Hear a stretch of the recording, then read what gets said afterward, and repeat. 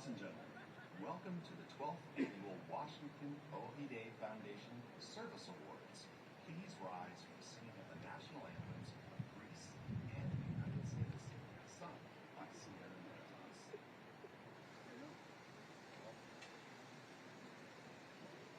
Σε γνωρίσα από την κόψη του σπαθιού την τρομερή. Σε γνωρίσα από την όψη που με διαμετράει τη γη. Απ' τα κόκαλα βαλμένη των Ελλήνων τραϊερά και σαν πρώτα ανδριωμένη χαίρε ελευθεριά και σαν πρώτα ανδριωμένη χαίρε ελευθεριά και σαν πρώτα ανδριωμένη χαίρε ελευθεριά.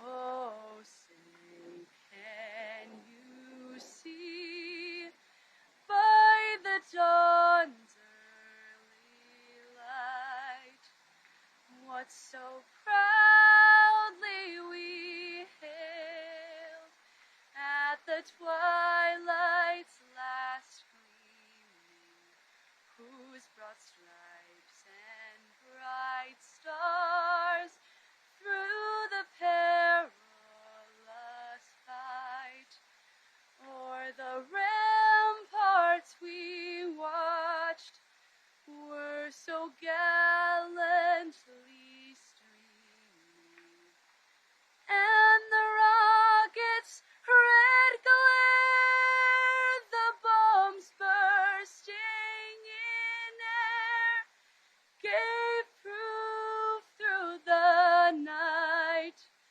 that our flag was still there.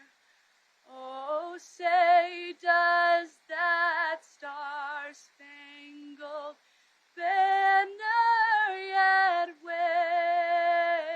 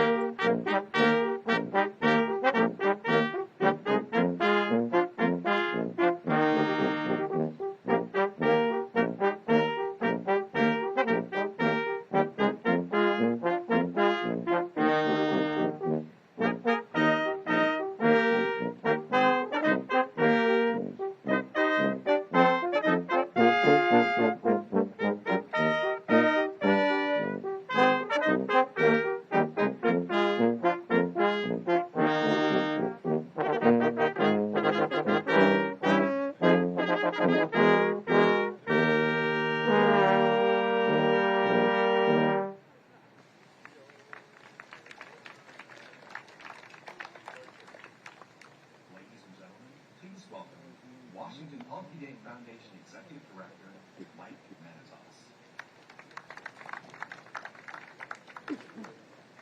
Thank you all for joining us today at our 12th annual Washington Oxi Day Foundation Service Awards. What a fittingly beautiful day it is today. Before we pay tribute to these three remarkable veterans, we would like to take a moment to recognize a few people in the crowd who will not be participating in our program. First, we have last year's recipient of the Calamos Service Award, Vietnam veteran Pete Vergados. Pete?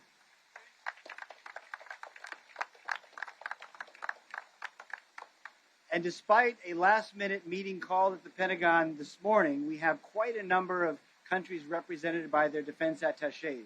We have with us today Australia, Belgium, Brazil, China, Italy, Netherlands, Norway, Poland, and Romania, as well as over 15 personnel for the Greek military. And we'd also like to thank the Howard Armed Forces ROTC for joining us today. We'd also like to thank our sponsors who are in attendance, Calamos Investments and Hasiotis Family Foundation in Manitos and Manitos. And our Washington Oxi Day Foundation board member, someone who's been from us from day one of this 12-year journey, Leon Andrus. Thank you all for being here. Thank you and enjoy the program.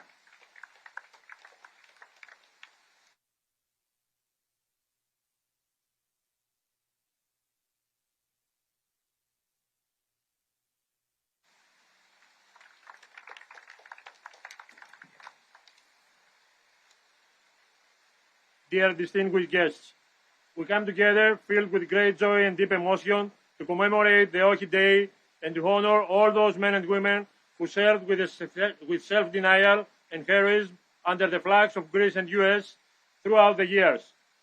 Before I go on, let me convey the heartfelt greetings of the political and military leadership of the Hellenic Ministry of National Defense, whom I represent in today's ceremony. Surrounded by historical legacy in a memorial that signifies that ultimate sacrifice of the American people in the struggle against the darkest form of authoritarianism and oppression, we stand here today to celebrate the Greek contribution to the World War II. Nevertheless, it is important to keep in mind that the Oxi Day doesn't represent one more national celebration of the events related to World War II. On the contrary, it expresses the first out-loud call for resistance against the raging fire of fascism that had already burned away almost all Europe at the time. The Greek Prime Minister's reply to the Italian ultimatum, laconic and profound in times that Europe has been under the Nazis' advance, didn't just lead to war with Axis. Ioannis Metaxas, with one single word, Oxi, which means no, emphatically stood against the forces of fascism, tyranny, and hatred, and signaled a resounding yes to freedom and justice. October 28, 1940, united Hellenism and set the example for the free world that was in the merge of losing hope in front of the Nazi mechanized supremacy of the time. In this sense, the effective Greek counter-offensive of late 1940 has been characterized as the first Axis setback of the entire war. It portrayed a David versus Goliath victory, which degraded the myth of Oxi's invincibility and gave the Allies the boost in confidence they needed to overturn the outcome of the war and defeat the Axis powers. To the freedom cause, Greece has not felt left alone. It was United States and Greek diaspora that played pivotal role in keeping the Greek struggle for freedom alive. Greek Americans not only helped to alleviate the grievances of Nazi occupation for the Greek population, but also served under stars and stripes in support of Hellenism and the Allied cause. This honorary legacy and the transatlantic bonds between the two countries didn't wither out with the end of the war. On the contrary, as the today's award nominations indicate, Greece shares the same ideals and fights for the same values as with the United States throughout the post-World War II history. Greek Americans not only served honorably to Vietnam, Korea, and elsewhere, but also like Dr. Hatzopoulos, Colonel Jack Jacobs, and George Popas, that we honor today with the Oxi Service Award, contributed to the consolidation of the United States scientific and technological supremacy, which shaped this modern liberal world. Dear guests, today we pay respect to our fallen heroes. We attribute honor to the distinguished Greeks and Americans, which inspired with their courage the two peoples, and most importantly, we unite our voice with all the free world against authoritarianism, revisionism, and nationalism that threatens once more Europe and the rest of the world. Through our unequivocal support to the brave Ukrainian people, not only we remain on the right side of the history, but we also declare that stand ready to pay the price for freedom without reservations, indecisiveness, or hesitation, as a million of Greeks, Americans, and other allies did in the battlefields of the World War II. Thank you so much.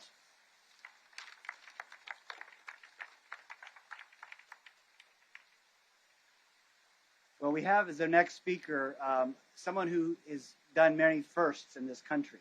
And all the years we've had this, we've been blessed to have the Defense Attaché of Greece represent the country. But we have with us today, for the first time, the Ambassador of Greece to the United States, who's also the first female Ambassador of Greece to the United States, Alexandra Papadopoulou. Please.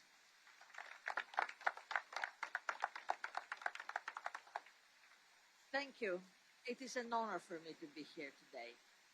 Today we remember a very glorious chapter in Greek history when the Greek government and the Greek people said no to fascism and Nazism. But we don't only remember, we honor those who gave their lives, who gave their whole soul and brain to the cause of freedom, who sacrificed so many things so that all of us live in freedom and peace today. And these people are personified in the names behind me, whom the Oxi Foundation honors today. But above everything else, we give a commitment for the future. Because there is no point to remember the past and celebrate the heroes if we don't commit ourselves to continuing their work. Today we say no to so many things, no to invasions, no to prejudice, no to fascism, no to discrimination, no to revisionism, and yes to the values we all share, both Greeks and Americans, the values that are so close to our hearts and the values we should give to our children and grandchildren: freedom, rule of law, respect for each other. Big honor and thank you to the people who gave their lives and gave their time and gave their freedom for us to live today as we live, and thank you to the people who take the awards on their behalf. Please welcome Washington Ohi Day Foundation President and Founder, Andrew Matzos.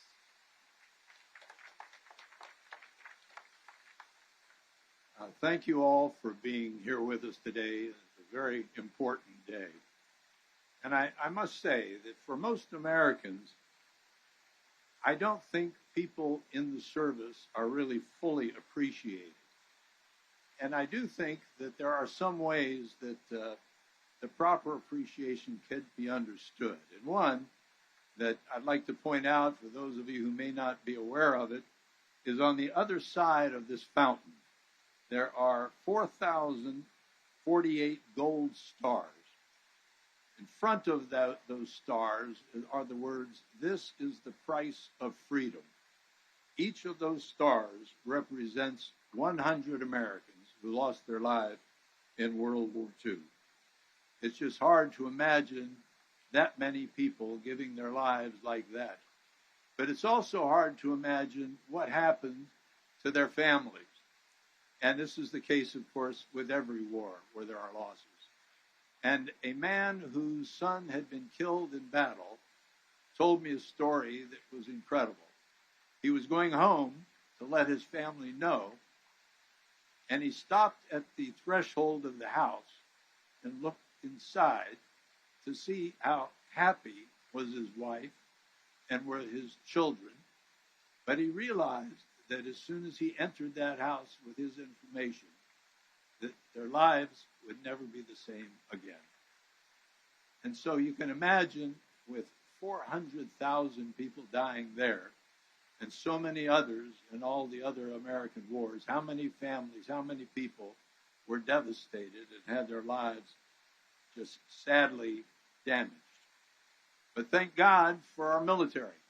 The other thing that I think, and I don't think enough Americans have been taught this, but were it not for our military, we would not have the freedoms that we have. These things are not automatic, and I find too many young people just think this is the state of the way things are. But those of us who have seen much of this understand that's not the case, and our military is the reason. We owe a great debt of gratitude to them. Some of America's leading citizen soldiers received the award that's going to be received here today, and I might mention them. They are former U.S. Senate Majority Leader and presidential candidate Bob Dole, astronaut and United States Senator John Glenn, Senators Danny Inouye and Ted Stevens, members of the House, Ralph Hall, Foreign Relations Committee Chairman Ben Gilman, and the longest-serving member is John Dingell. But we're very proud today to have those who are here who will be joining this distinguished list.